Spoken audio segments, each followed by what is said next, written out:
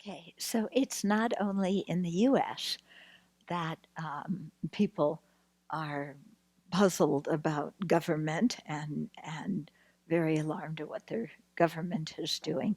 Um, we got a, a letter from one of our British friends who, who has a question here.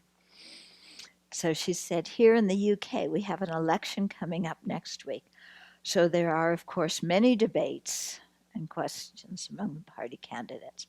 So the Labour leader, Jeremy Corbyn, was asked about the use of nuclear weapons. And here's what he said. I think the idea of anyone ever using a nuclear weapon anywhere in the world is utterly appalling and terrible. It would result in the destruction of lives and community and environments of millions of people. I would be actively engaged to ensure that danger didn't come about. We only, we've only got one planet. Let's get together when we live on it, and above all, let's not destroy it. The most effective use of it is not to use it because it is there, meaning not to use the nuclear weapons just because they're there. Then Boris Johnson, the foreign secretary, responded, there's no point in having a nuclear weapon unless you are willing in principle to deploy it. I'm afraid there is a lesson here about Jeremy Corbyn's psychology and his politics and his naivete with which he approaches not just the logic of the nuclear deterrent, but also the Brexit negotiations. Okay, so she's saying, isn't Boris Johnson the naive one here in this response? Suggesting that as long as we have the ability and power to cause pain and harm, we should use it. We also have the power to create peace and happiness. We have minds that can generate positive, nonviolent responses to everything in our lives. However, as long as people who are in the public eye, who have this kind of power and influence, are encouraging and suggesting violence and retaliation to anything that causes us harm, then it will fuel that deluded mind that believes this is the right way to act.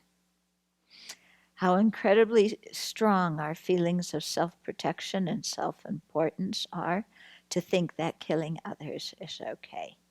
We want revenge whenever somebody does anything to hurt us. We cannot stand to accept hurt and pain done to us. Very true, isn't it? So this applies on a personal level, and as she's pointing out here, it applies on an international level and a government policy level.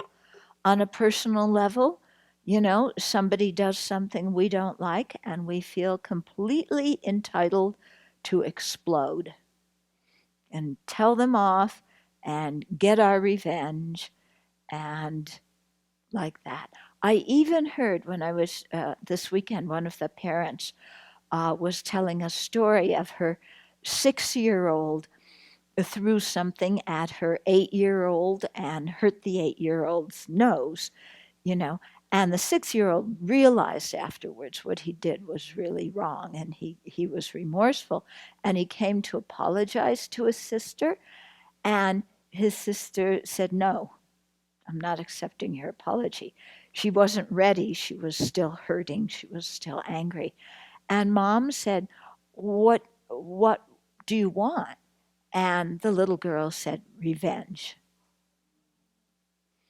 So this is how early we learn as children that when somebody harms us, we are entitled to harm them back and exact our revenge. Yeah. And so you take that on a personal level, if you hear that as a kid, and you grow up with it. And then what happens is you become somebody in power in a country, and you think, we have this nuclear weapon, and if somebody does something that damages us, we have the right to strike back and revenge.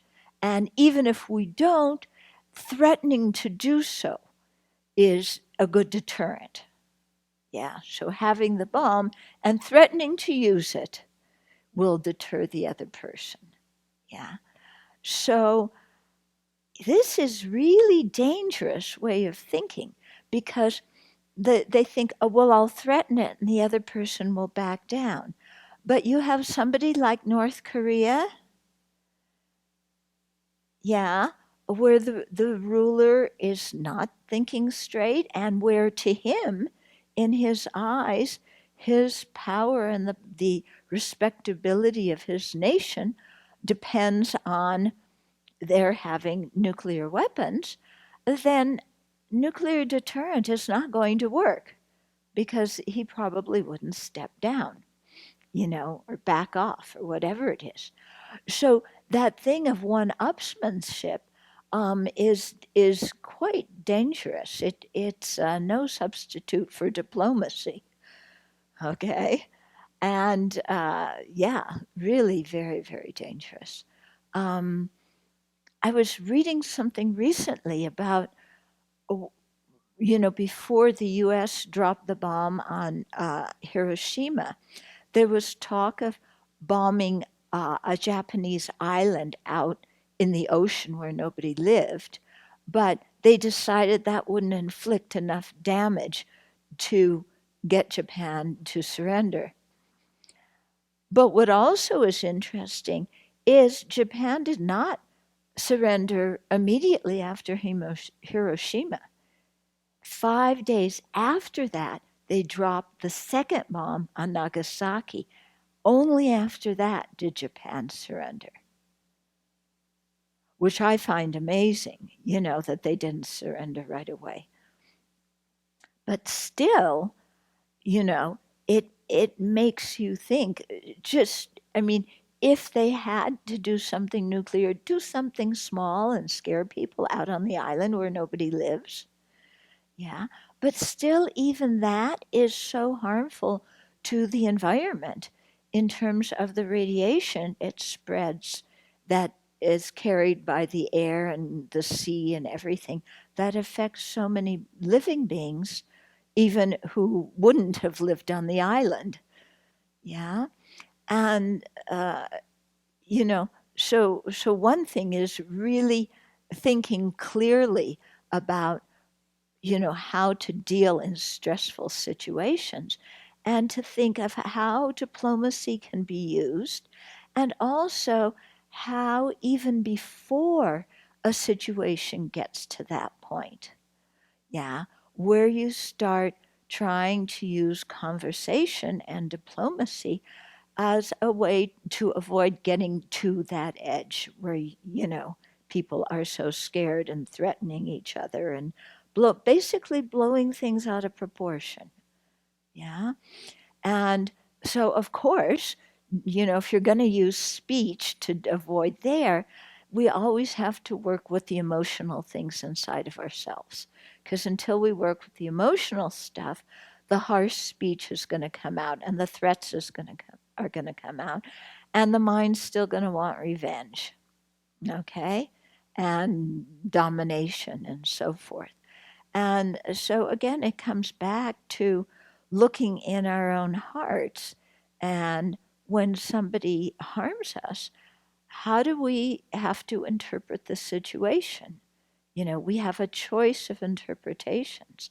And as individuals, we have much more space in terms of our interpretations because we don't have a group of other people standing behind us who also have opinions who we're representing.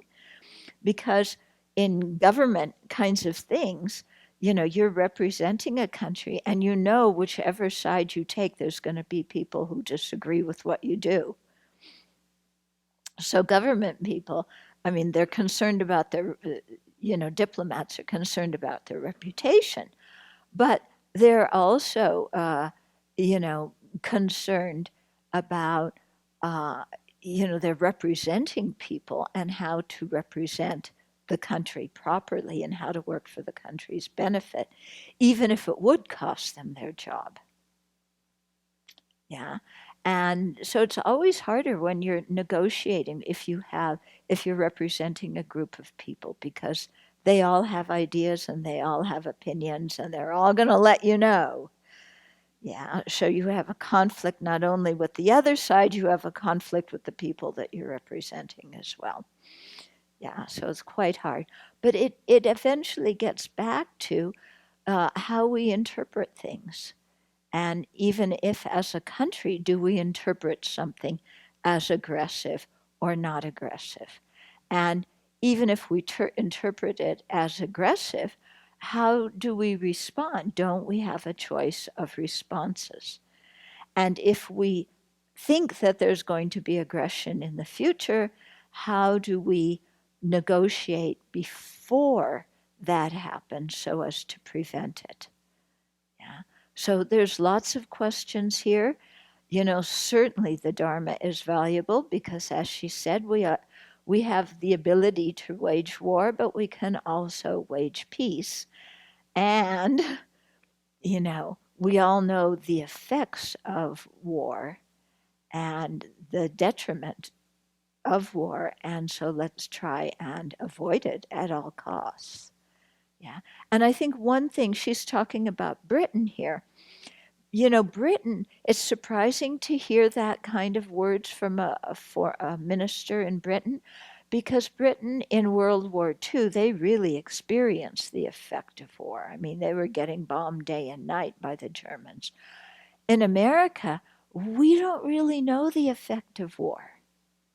Yeah, we've never except, so in 1812, yeah, I couldn't remember. Yeah, so they invaded then. Yeah, but since then, who remembers now? And so we feel impervious as Americans. Whereas British, I would think, would be much more thoughtful about threatening this kind of thing. Yeah. But in any case, I think she's absolutely right. And I think this is what we need to encourage our government leaders to do, and to encourage people who have these kind of thoughtful beliefs to run for office. You have to be really courageous if you have those beliefs to run for office. But that's really what's needed right now.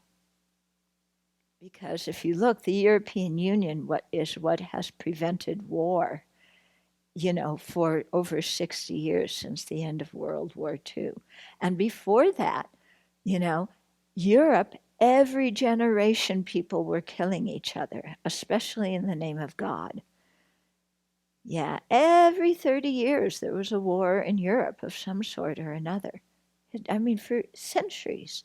So, to have that kind of peace is really very precious. And I'm all for the European Union. And I hope Britain, has to reapply later on because they realize they made a bad decision.